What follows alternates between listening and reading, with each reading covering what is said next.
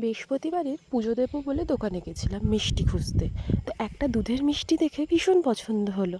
দোকানদার কাকুকে বললাম, কাকু ওই মিষ্টিটা দিয়ে দাও। কাকু বললো, এটা আমিষ মিষ্টি, পুজোয় চলে না।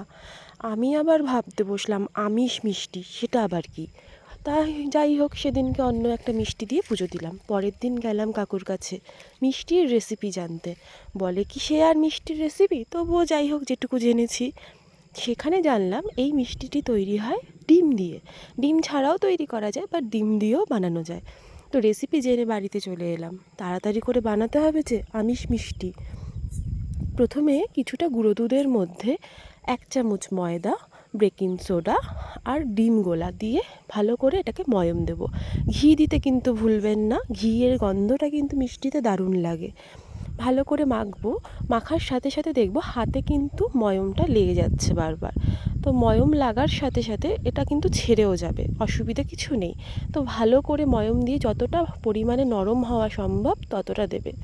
আমার কিন্তু গোটা ডিমটা লাগেনি, তাই যে যখন বানাবে একটু বুঝে বানাবেন, যাতে গোটা ডিমটা না লাগলে দেবেন না, নাহলে মিষ্টিটা অতিরিক্ত বেশি পাতলা হয়ে যাবে।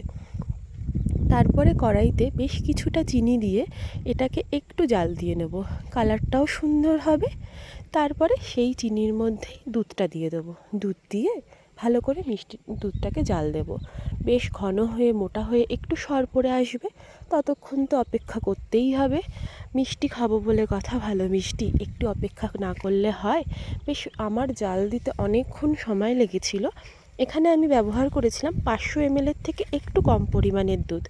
দেখেছেন, মিষ্টি বলেছিলাম যে আর হাতে লাগবে না, ঠিক তাই টেনে নিয়েছে 5 মিনিট রেস্টে রাখার পরে।